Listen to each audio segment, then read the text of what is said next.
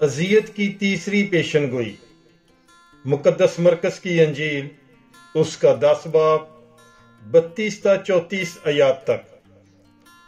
और वो यरूशलेम को जाते हुए राह में थे और यस्सु उनके आगे आगे चलता था और वो हैरान होने लगे और जो पीछे पीछे चलते थे वो दौड़ते थे।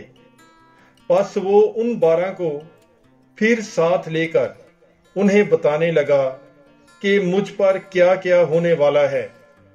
देखो, हम यरूशलेम को जाते हैं और इब्ने इंसान सरदार कहनों और फकीयों के हवाले किया जाएगा और वो उस पर मौत का फतवा देंगे और उसे गैर कौमों के हवाले कर देंगे और वो उससे ठट्ठा करेंगे और उस पर थूकेंगे और उसे कोड़े मारेंगे और उसे कत्ल करेंगे और वो 3 दिन के बाद जी उठेगा। पाक कलाम के पढ़े और सुने जाने पर खुदावंद की बरकत हो। खुदा का शुक्र हो। God bless you. Bible is life.